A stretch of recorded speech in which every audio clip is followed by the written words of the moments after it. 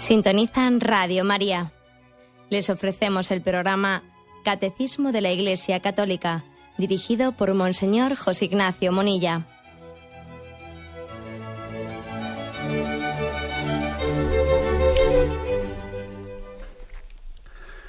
Un cordial saludo a todos los oyentes de Radio María. Un día más, con la gracia del Señor, proseguimos el comentario del Catecismo de nuestra Madre la Iglesia.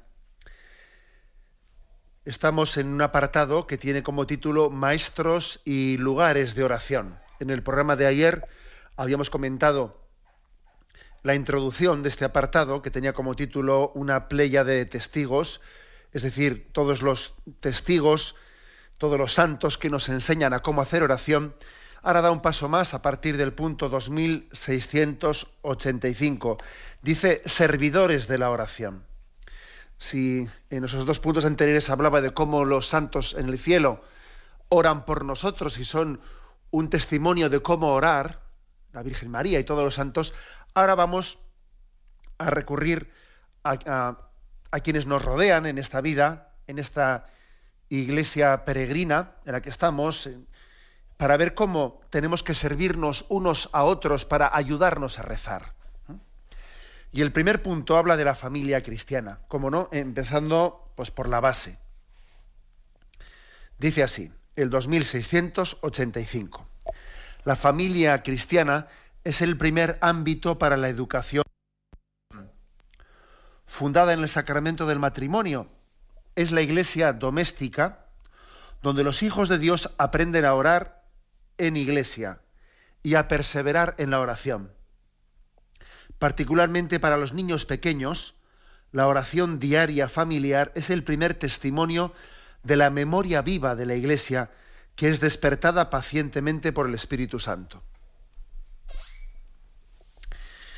Bueno, este primer punto, el 2685, nos habla de la familia cristiana, como dice, primer ámbito para la educación en la oración. Estamos hablando mucho de la oración, dice, pero ojo, el primer ámbito es la familia.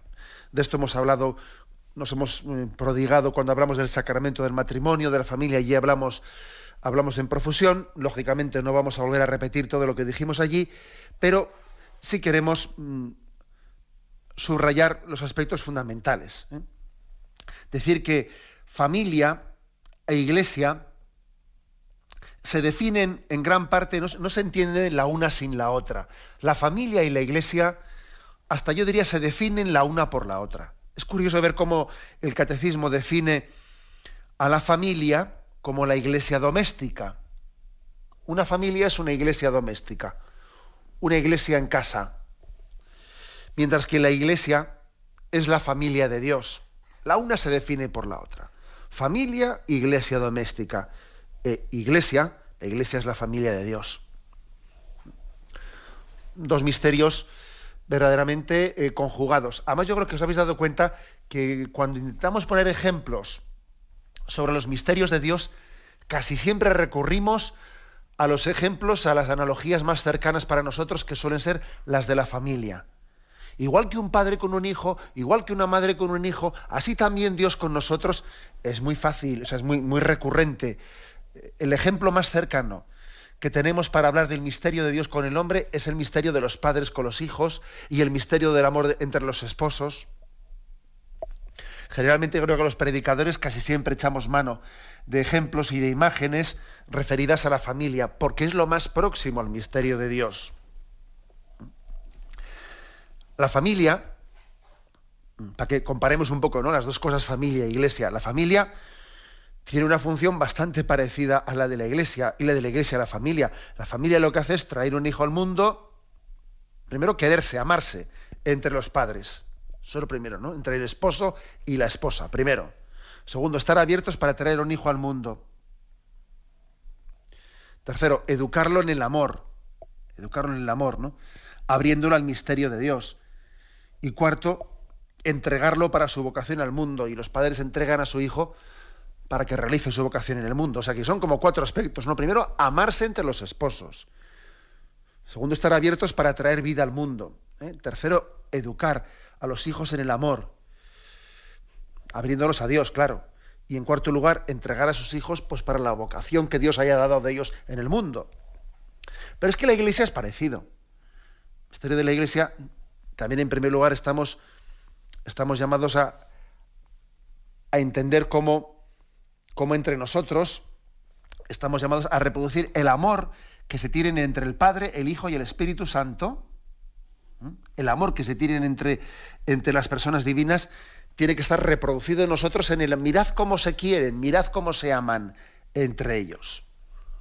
La Iglesia también está para que nos amemos como un reflejo del amor de Dios. Segundo, igual que la familia trae hijos al mundo, también la Iglesia trae hijos para la vida de la gracia, para la vida divina, y los educa en el amor, abriéndolos al misterio de Dios. Y luego los entrega para su vocación en la vida eterna, los entrega para el cielo. O sea que es que hay mucha similitud entre lo que es la vocación de la familia y la vocación de la Iglesia. Por eso es que con tanta frecuencia recurrimos a este tipo de ejemplos. Lo que aquí dice el catecismo, que queremos aquí subrayarlo con fuerza, que se empieza a orar en familia. Se empieza a orar en familia. Hay una gran responsabilidad por parte de los padres cuando ellos se muestran ante un niño que acaba de nacer, con esa indefensión con la que Dios ha querido que el ser humano venga al mundo, que es curioso que el ser humano, siendo de toda la creación, sin duda alguna, pues el rey de la creación, y siendo esencialmente superior pues a los animales, etcétera, sin embargo, sin duda es el que nace y el que tiene pues una infancia más dependiente de sus padres, comparando con los animales, ni comparación siquiera. Ellos enseguida se independizan y son autónomos. Dios no lo ha querido así para el hombre, ¿no? Paradójicamente, siendo el hombre de toda la creación, pues la cumbre de la creación, sin embargo, es el ser más dependiente de sus padres. El menos autónomo, para entenderlos, el menos autónomo, el que más necesita recibir y vivir en comunión. El más vulnerable, para entendernos. ¿Esto cómo se conjuga con ser el rey de la creación? Bueno, por la vocación que Dios mismo nos ha dado a vivir en familia, a vivir en comunión. Dios no nos ha querido autosuficientes. No nos ha querido autosuficientes. Porque Dios es familia, Padre, Hijo, Espíritu Santo, también nosotros, porque llevamos el sello de Dios, tenemos el cuño escrito en nuestra naturaleza. Es que es así. Somos desde luego los menos autónomos en la creación. Estamos llamados a vivir en comunión. Bueno, pues digo, siendo esto así, fíjate qué responsabilidad tan grande tiene un padre y una madre cuando se dan cuenta de que sus hijos, en esa indefensión tan grande en la que nacen, son unos ojitos que de ellos lo ven todo, de ellos lo reciben todo, son como unos ojitos abiertos que captan todo lo que está ocurriendo a su alrededor, son como una esponja en la que en principio van a recibir todo lo que les rodea, ¿no? Con una osmosis y una transmisión, o sea, que qué gran responsabilidad, ¿no? O sea, ser padre ser padre y madre nos debería de llevar a ponernos de rodillas ante el misterio de Dios y pedir misericordia. Señor, ten misericordia de mí. Porque es que resulta que mis hijos tienen que aprender de mí lo que eres tú. Tienen que aprender de mí lo que eres tú. Y qué gran responsabilidad es esa, ¿no? Ser padre y ser madre. No lo estoy diciendo en el sentido de que me asuste y me eche para atrás. No voy por ahí, ¿no? Sino que nos haga caer en cuenta, Señor, esto es algo que me supera y por eso me pongo de rodillas ante ti. Solamente puestos de rodillas ante Dios podemos ser padre y madre. Quien no está en su vida existencialmente puesto de rodillas ante un misterio que le supera, no será consciente que el ser padre y el ser madre conlleva sobre él, ¿no? Conlleva sobre él unas responsabilidades de las que él tiene que ser transmisor del misterio de Dios. Bueno, pues entonces hay que decir que antropológicamente y pedagógicamente es obvio que hay un grado de dependencia para conocer a Dios a través de los padres grandísimo, y la fuerza de la familia y la fuerza de la transmisión, o sea, la capacidad que tiene el padre y la madre de transmitirle al hijo, pues lo vemos, incluso, fijaros, aunque esta sociedad se secularice, y al secularizarse también en gran parte los padres dimiten de ser transmisores de valores para los hijos, dimiten y allá los hijos, y a veces les abandonan a los hijos para que reciban valores de otros sitios. Pues ahora, ponte delante de la tele y que la tele te eduque, ponte en un sistema escolar que yo he dimitido de estar presente en él y que te eduquen allí, y no sé qué, y no sé cuántos.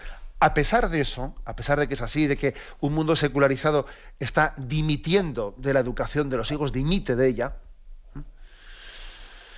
Pero claro, aunque dimita, sin embargo, hay muchos signos en los cuales también vemos que hay capacidad transmisora, que ese misterio es así. Pues, hasta en cuestiones niñas, cuando uno ve, por ejemplo, pues un padre igual sin mucha sensibilidad religiosa, ¿no?, de sensibilidad secularizada, pero que, por ejemplo, él es aficionado a un equipo de fútbol, ¿no? Y entonces transmite a su hijo pequeño esa afición a un equipo de fútbol, que hay que ver cómo la transmite y hay que ver qué ilusión le causa, pues que su hijo vibre con los mismos colores que el equipo de su padre. Y, o sea, quiere decir que aunque dimitamos, ¿no?, aunque esta sociedad está dimitiendo de la transmisión de valores, sin embargo, en pequeñas cuestiones y tonterías se observa y queda patente la gran capacidad que Dios ha otorgado a los padres de poder transmitir, si quieren, si son conscientes de lo que llevan entre manos, del tesoro que llevamos entre manos, ¿no? Además, transmitir en la familia se transmite de una manera muy distinta a lo que ocurre en la escuela, incluso a lo que ocurre en el seno de la educación catequética de la Iglesia, porque en la familia las cosas acontecen de una manera muy natural. Lo sobrenatural se transmite de una manera muy natural. Lo propio de la educación religiosa en el seno de la familia, desde las primeras palabras que un niño dice, ¿no?, que aprende a decir mamá y papá, que sus primeras palabras sean dirigidas a sus padres y al mismo tiempo a Dios, hace que viva, casi sienta como natural lo sobrenatural.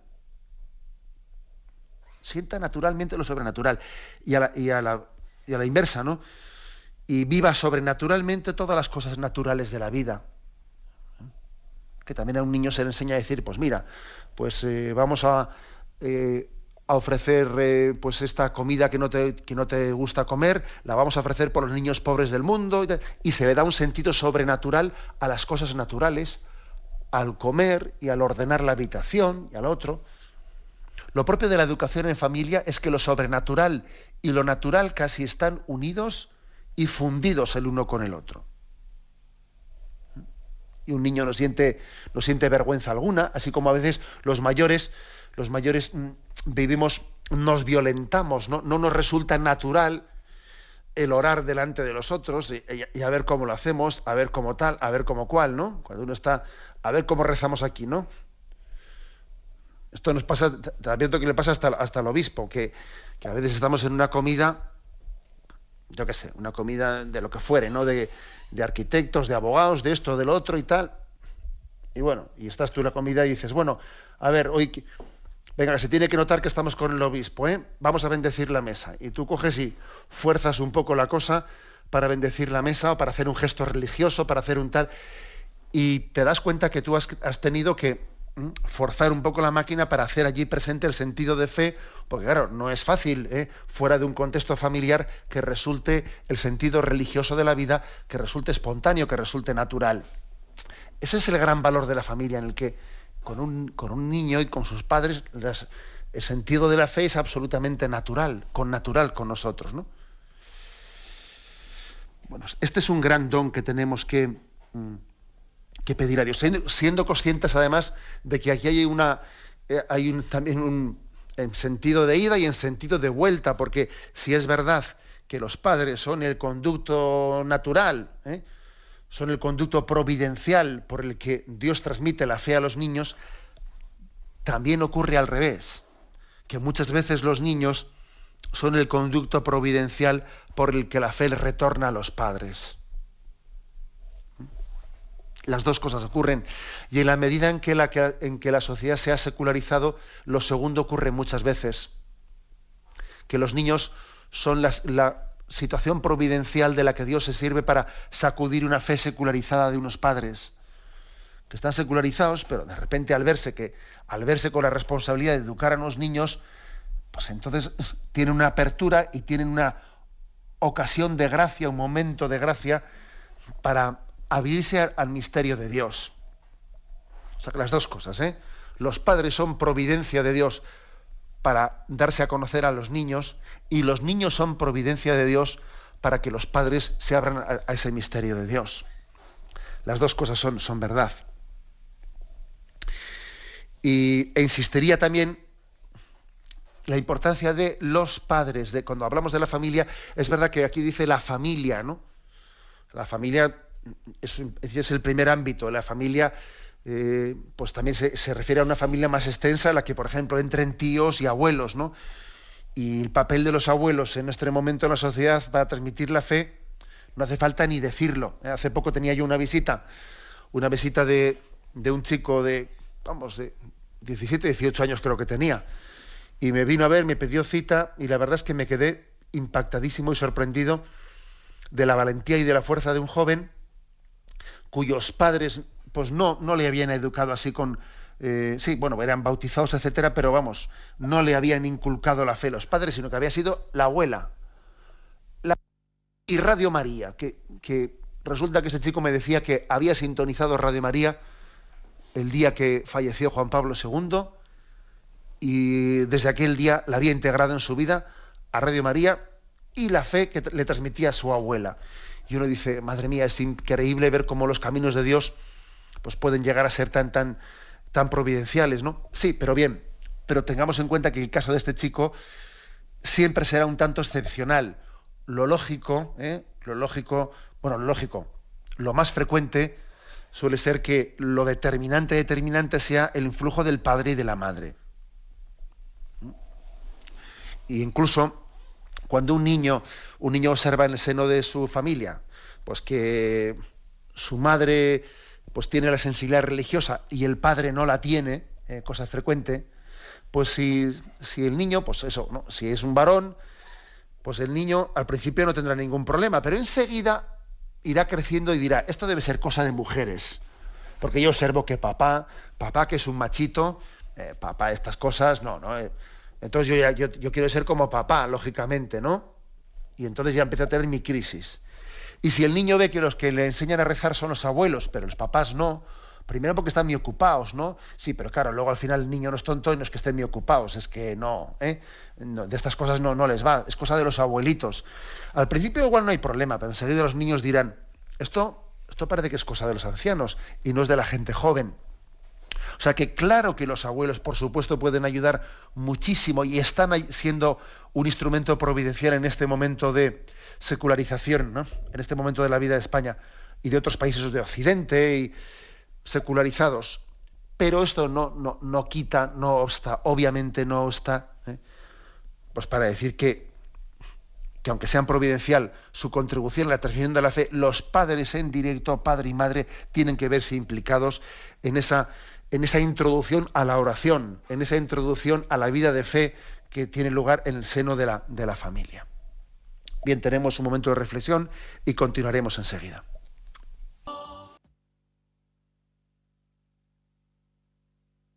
...1685...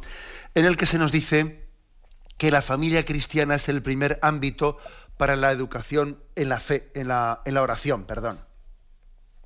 Se nos remite a un punto anterior, el 1657 del Catecismo, que decía: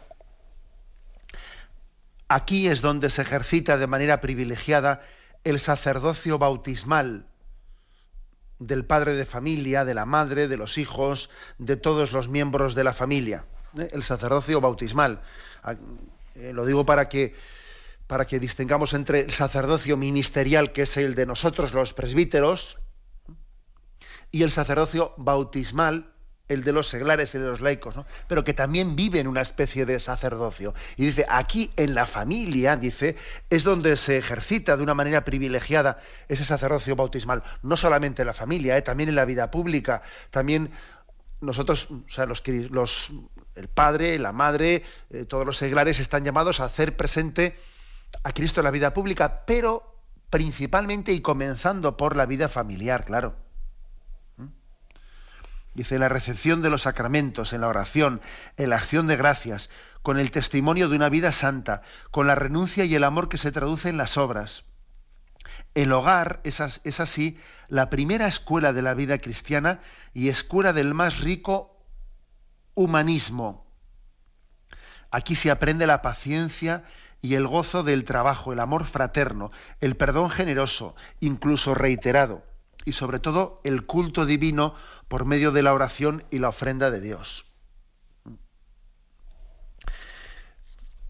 Lo que dice aquí, que me parece que tiene una fuerza muy grande, es como en el hogar hay una escuela de la vida cristiana, una escuela de lo sobrenatural y al mismo tiempo una escuela del rico humanismo, el humanismo, el verdadero humanismo.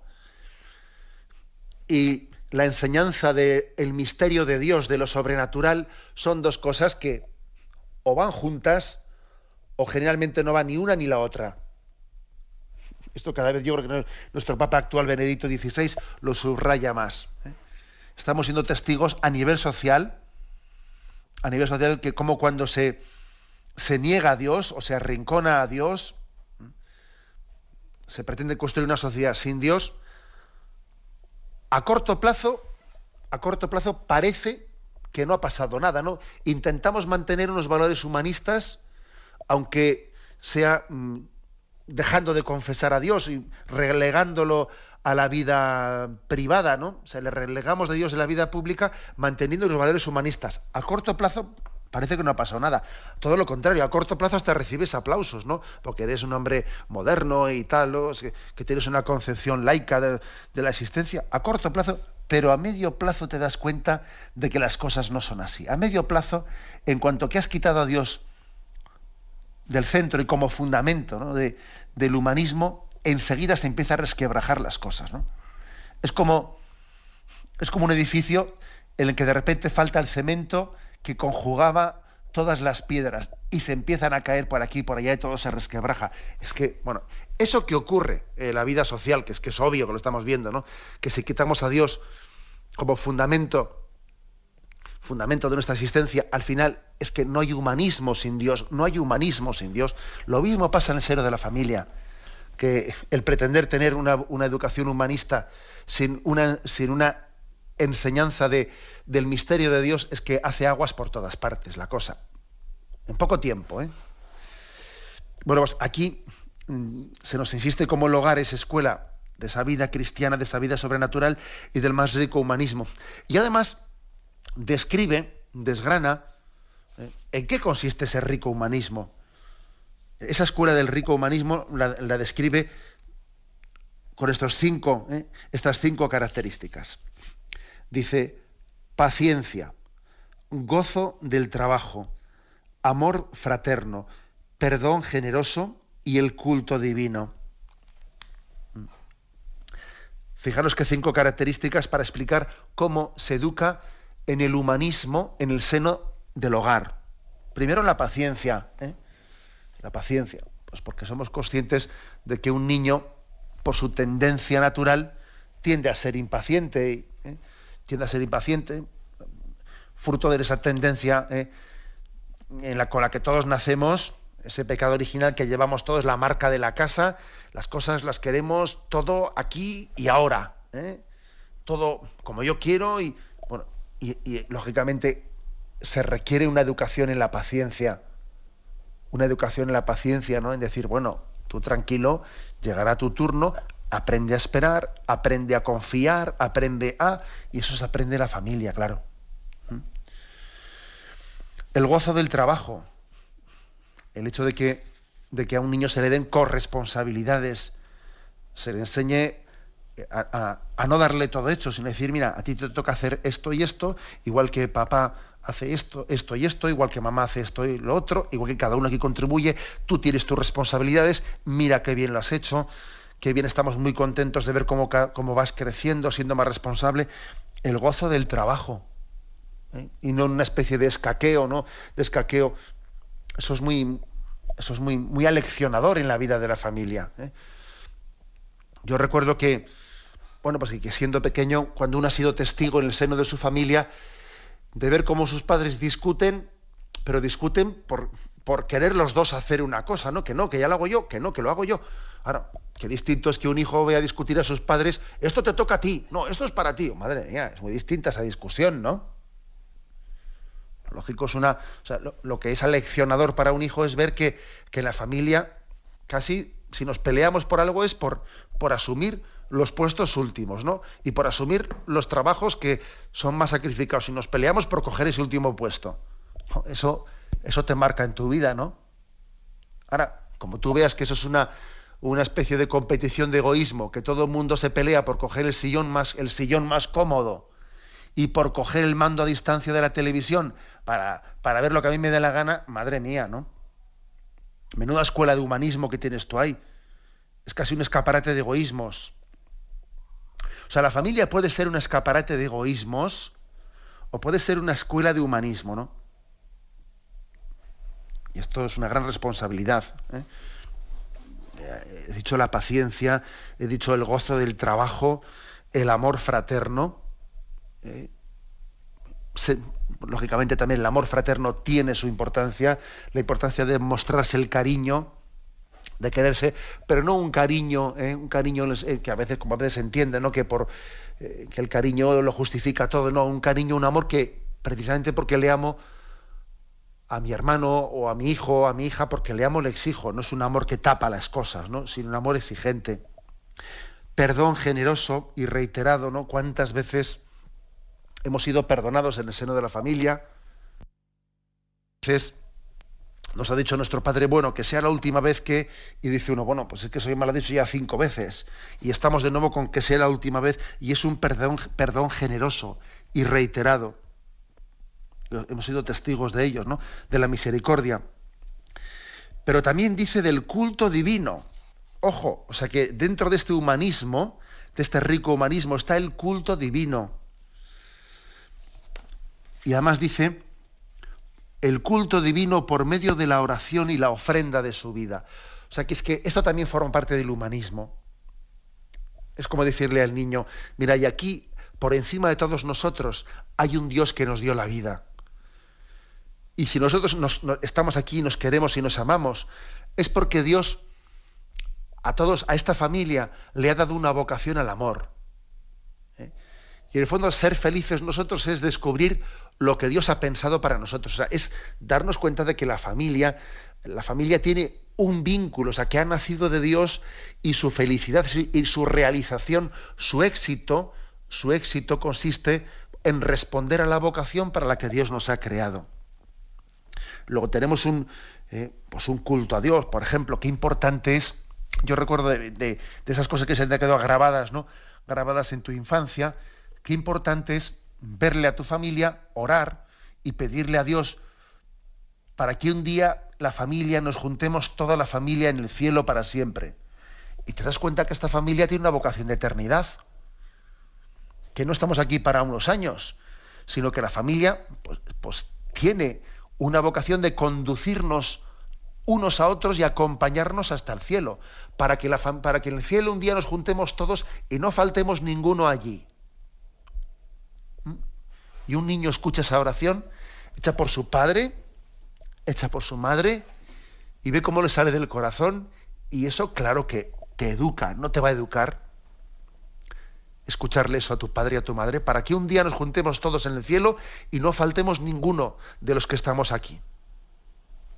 Que ninguno se pierda. Es casi ver cómo la oración de Jesús, después de la última cena, trasvasada a tu padre o a tu madre, ¿no? Cuando Jesús oró al Padre y le dijo, Padre, que todos seamos uno, que no se pierda ninguno de los que me has encomendado, que no se pierda ninguno. También un padre y una madre pide a Dios para que no se pierda ninguno de sus hijos, para que ninguno de ellos se pierda, se condene.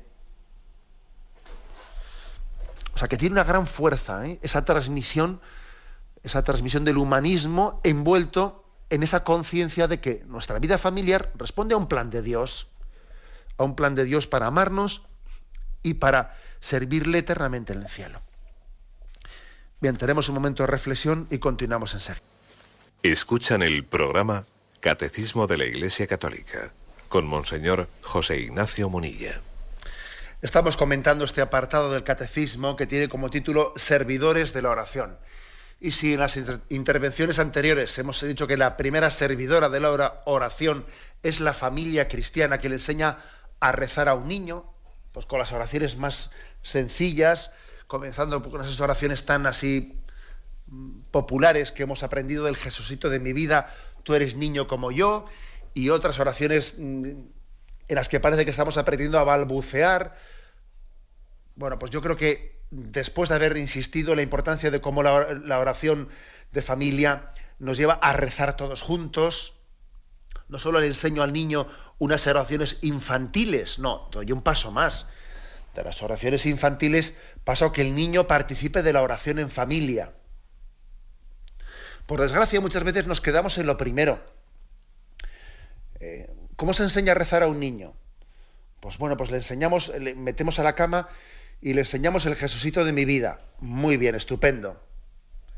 Quizás los padres jóvenes de índole secularizada, un tanto secularizada, pero ojo que secularizados estamos todos. Bueno, pues hasta ahí quizás ya llegan muchos padres, ¿no?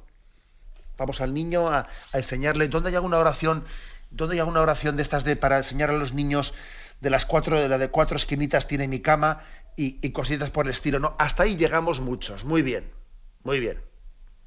Pero sin embargo, un gran error que cometemos es el de no pasar de ahí. El no darnos cuenta que ahora el siguiente paso sería la oración en familia. O sea, que ese niño pase a orar en familia. Es que es como si nos quedamos en la papilla, ¿no? De la papilla hay que pasar ya a un alimento sólido. Y así ocurre. Y ocurre que nos hemos quedado con una primera conciencia de que al niño hay que introducirle, hay que abrirle, pero luego vivimos el drama de que es muy difícil dar si no tengo. Es muy difícil transmitir si yo no vivo. Ese es el drama. Ahí haría falta pues dar más pasos y decir, a ver cómo rezamos todos ahora juntos en familia. A ver, vamos a echar mano de algún pequeño método, igual que a veces uno observa que existe un método de, cómo bendecir la mesa, y existe pues unas pequeñas cartones que cada día se saca una bendición distinta y se reza una forma de bendición distinta para cada día en la mesa. Existe ese tipo de subsidias para ayudar a bendecir la mesa, ¿no? Con una bendición distinta para cada día. Bueno, busquemos una metodología para que leamos la Sagrada Escritura, pues algún pasaje del Evangelio ilustrado para que los niños lo vean. O sea, es muy importante dar más pasos. O sea, de enseñarle al niño el Jesucito de mi vida, hay que pasar a que luego el niño rece con los padres. Y que el niño observe que la oración no solo es algo que los padres hacen conmigo, no, sino que yo le acompaño a los padres en la oración que ellos hacen. Eso es muy distinto. Eso ya suena mucho más serio, porque ya no es una fase infantil de mi vida, que aquí el drama suele ser que solemos reducir la oración a una fase infantil de la vida. No, esto no. La oración no es infantil, la oración es infantil y juvenil y adulta y anciana. La oración está por encima de un momento pasajero de nuestra vida. Rezar en familia supone leer la Sagrada Escritura juntos, podernos ayudar de una manera concreta de cómo hacerlo. La oración del Santo Rosario, que ha sido una de las que más ha configurado la oración de familia, rezar todos unidos, ir a los niños haciéndoles partícipes. Venga, ahora diriges tú este misterio del Rosario, ahora lo diriges tú. Ahora, ¿a quién le toca rezar hoy? ¿Quién comienza? Pero reza toda la familia unida. Esto, como veis, tiene mucha importancia. Tiene mucha importancia porque frecuentemente se queda interrumpido ese primer momento de introducción en la oración. Entonces, el mayor drama es el que he dicho antes. Nadie da lo que no tiene. Uno tiene que vivir el misterio de la relación con Dios para poder transmitirlo. También a veces puede haber otra dificultad, y es el hecho de que hemos sido educados en la oración de una manera bastante individualista. En el sentido que incluso no ya por motivos de secularización, sino por otros motivos, por una educación deficiente, pues bueno, pues igual resulta que el padre ha sido educado cristianamente y la madre también, pero cada uno ha sido educado con una metodología pues, un poco propia, aparte, y yo tengo mi forma de hacer oración y la madre tiene su forma de hacer oración, y nos cuesta mucho más rezar juntos. Yo rezo a mi manera, tú rezas a tu manera, y entonces existe el riesgo y el peligro de que la oración sea algo. Una cosa es que sea íntimo y otra cosa es que sea privado.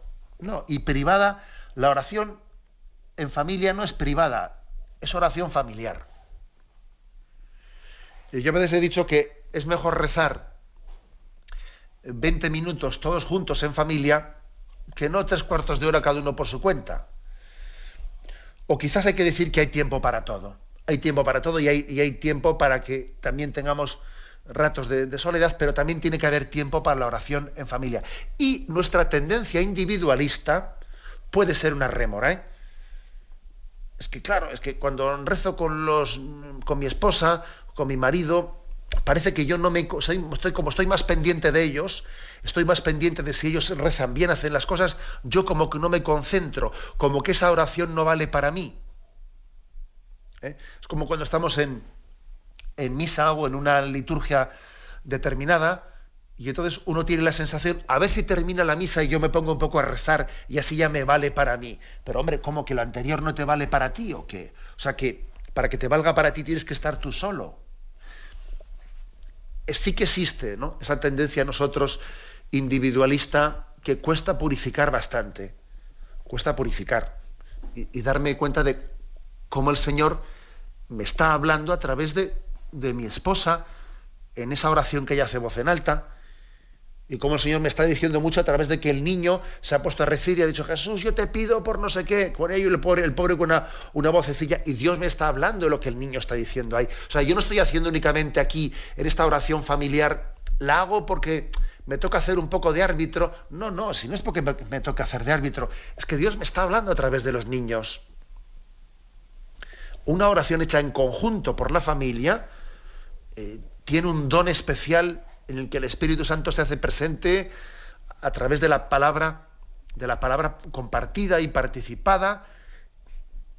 Por ejemplo, ¿no sería normal que todas las familias, antes de asistir el domingo a la Eucaristía, hubiésemos leído en conjunto, todos juntos en la familia, hubiésemos leído el Evangelio que se va a proclamar el domingo en misa y lo hubiésemos meditado todos juntos, ¿no? Y hubiésemos hecho nuestra pequeña puesta en común de esa palabra de Dios que va a ser proclamada en la misa dominical, y hubiésemos rezado en torno a ese Evangelio y pedido cosas a Dios en torno a ese Evangelio.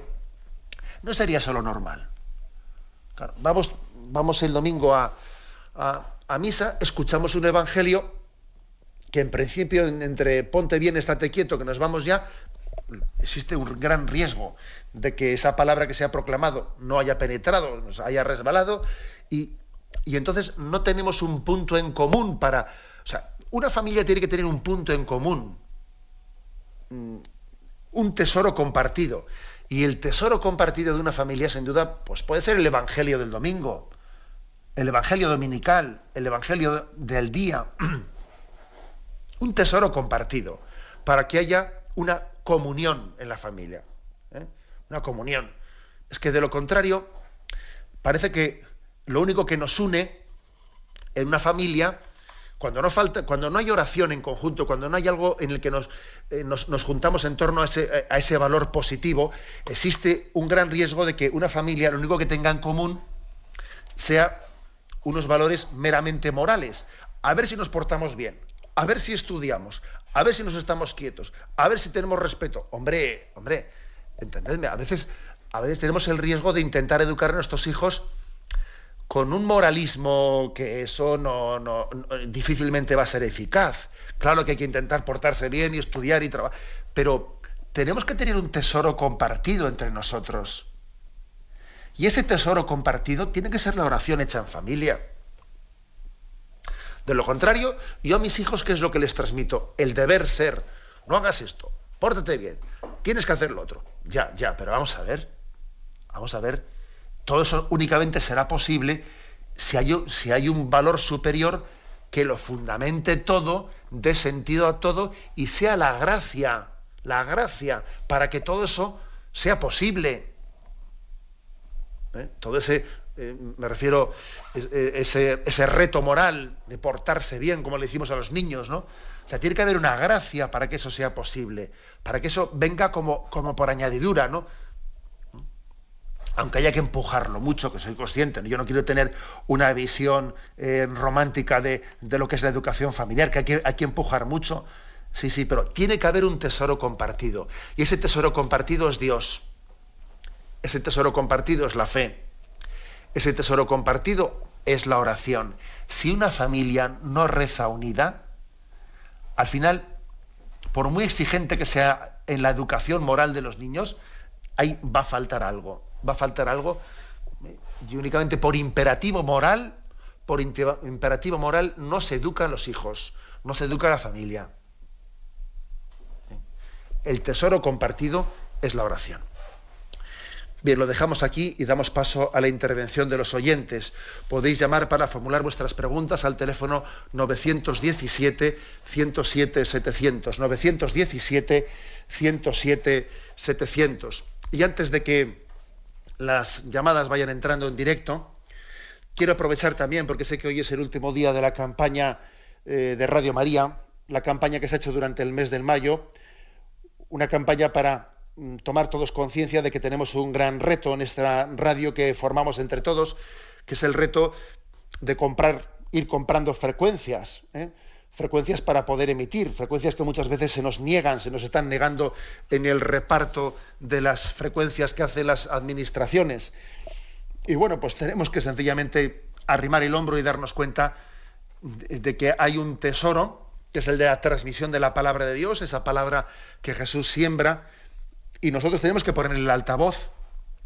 Si Jesús nos quiere ofrecer su palabra, pongámosle altavoz a la palabra, y esa compra de las frecuencias, pues pienso que es absolutamente necesaria. No vamos a hacer una inversión desde Radio María más práctica, ¿no? Precisamente para que no se nos acuse de no ser nadie en el mundo radiofónico. Tenemos que tener frecuencias en propiedad para poder emitir. Luego yo animo a todos los oyentes a que nos impliquemos en esto. O sea, hay campañas que son esenciales. Además, con el compromiso misionero que Radio María ha adquirido con la familia mundial, de que el 15% de todos los donativos que demos van a ser para la extensión de Radio María en África. Pues también me parece, o uno diría, pero vamos a terminar primero los retos que tenemos en casa, en España, antes de ir a África. Pues no, aquí vamos a lanzarnos al mismo tiempo a una cosa y a la otra, porque Dios nos bendecirá en la medida en que nos olvidemos de nosotros mismos. Vamos a lanzarnos a la compra de esas frecuencias, pero al mismo tiempo invirtiendo el 15% de nuestros donativos en la apertura de Radio María en África, en todas esas nuevas naciones, que no sé si son 12 o 14 naciones nuevas en las que se está ya abriendo la puerta para introducirse en África. Luego os animo a todos, hoy es la conclusión de esta campaña, y sé que distintos bancos, en el Banco Santander, en el Banco Popular y en sus filiales, pues existen las cuentas de Radio María, de la Asociación Radio María. Yo os animo a que este sea un regalo, un ramillete, las flores que le dirigimos a María, nuestra Madre, en este mes de mayo. Todos somos conscientes de ello. Y bien, vamos a dar paso ya a las llamadas de los oyentes. Sí. Buenos días. Buenos días, monseñor. Sí, le escuchamos. En primer lugar, soy José Antonio de Alicante. En primer lugar, quiero dar las gracias por sus enseñanzas, que son muy importantes, para mí al menos. Quería preguntarle, padre, monseñor, ¿por qué razón nuestro Señor pasó 30 años en familia y solamente 3 en el mensaje que le había enviado al Padre de arrepentíos y seguid el Evangelio? Aunque usted lo ha explicado directamente, ¿por qué va a estar tanto tiempo en Nazaret en familia, 30 años? Gracias, monseñor. Bueno, pues es un misterio. Es un misterio que también Pablo VI habló de ello mucho. Cuando él estuvo en Nazaret, él dijo, es impresionante ver cómo la mayor parte de la vida de Jesús fue una vida oculta. Fue una vida oculta. Quizás también es para que nosotros nos demos cuenta que aunque aunque haya momentos en los que en nuestra vida parece que tenemos que dar el do de pecho en público, nadie puede dar el do de pecho en público si no tiene detrás de sí unas raíces que son en las que se sustenta, en las que se consolida.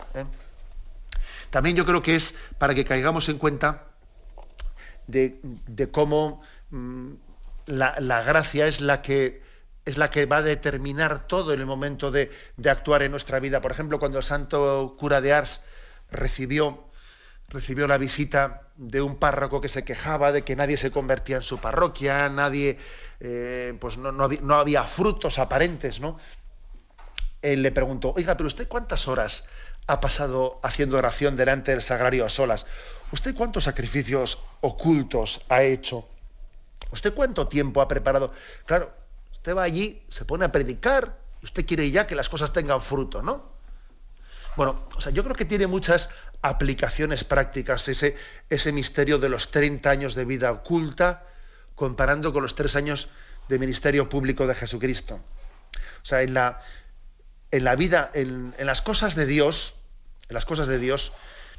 nuestra entrega a Él oculta tiene que ser mayor que la pública. Como mis virtudes sean únicamente las que muestro en público, mal asunto. Como un árbol tenga mucha rama y poca raíz, mal asunto. En nuestra vida, la mayor parte de la virtud tiene que estar oculta a los ojos de los hombres y únicamente presente a los ojos de Dios. De lo contrario, qué peligro, qué peligro. Adelante, voy a pasar a un siguiente oyente. Buenos días.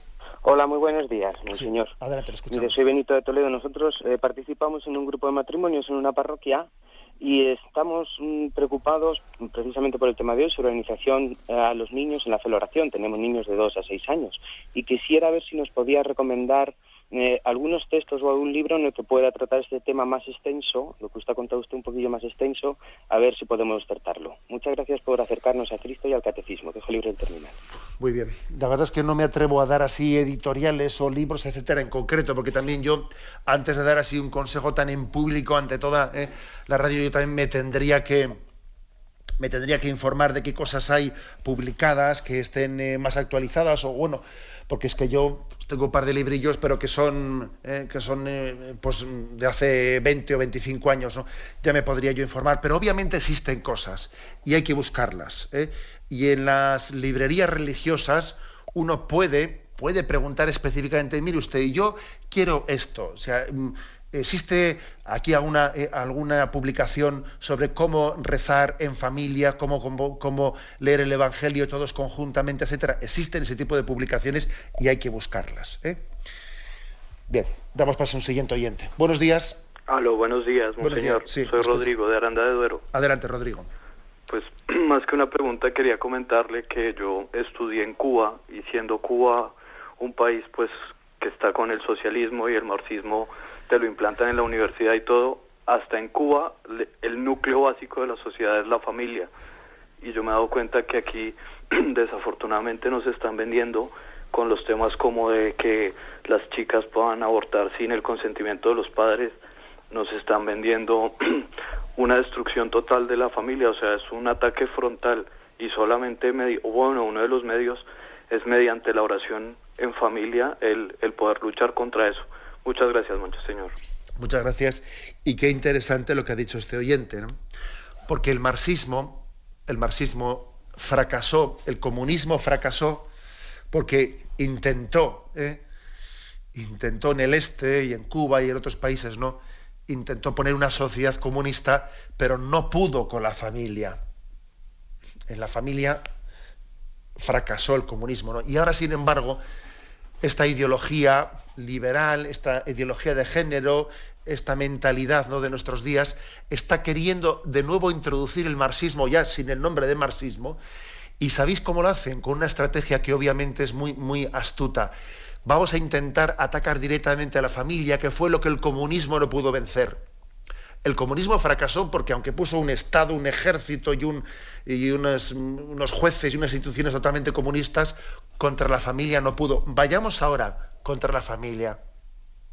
para poder borrar las raíces cristianas. Obviamente esta es la estrategia que estamos padeciendo, y creo que el testimonio de este hombre en Cuba pues es muy importante. Por cierto, que oramos por la Iglesia y por la sociedad de Cuba, en un momento en el que la jerarquía, la Iglesia, los arzobispos el arzobispo de La Habana en Cuba está teniendo pues una mediación muy importante pues con el régimen castrista, con el régimen marxista, pues para dar una posibilidad a una transición y a un paso hacia la libertad y hacia la democracia en aquel país y hacia una libertad religiosa que todavía está en precario, ¿no? Oramos por aquella nación. Bien, o sea, brevemente, damos paso a una última llamada. Buenos días. Buenos días, padre. Sí, escuchamos. Yo sí rezo, pero mi familia no reza. Y como usted ha dicho, los hijos se parecen al padre en eso. Y quería saber qué consejo me puede dar para que recen conmigo.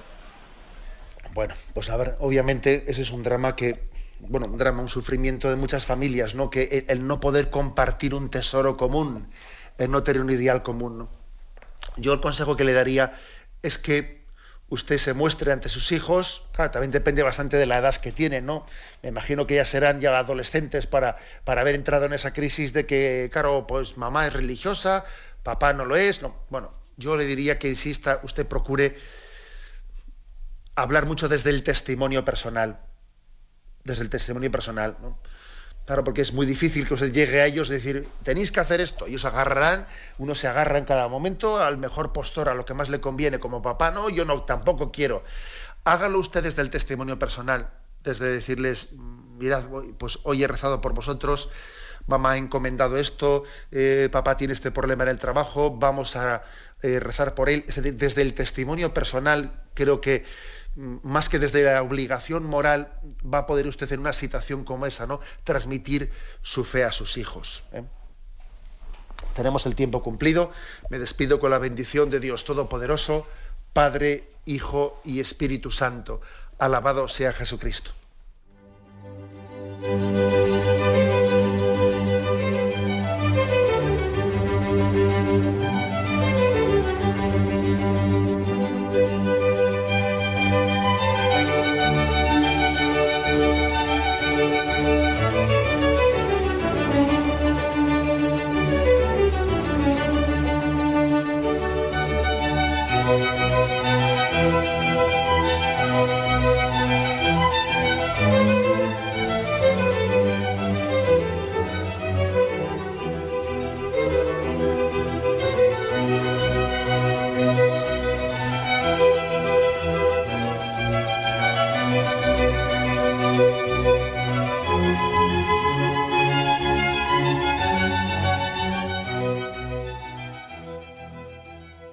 Les hemos ofrecido el programa Catecismo de la Iglesia Católica, dirigido por Monseñor José Ignacio Munilla.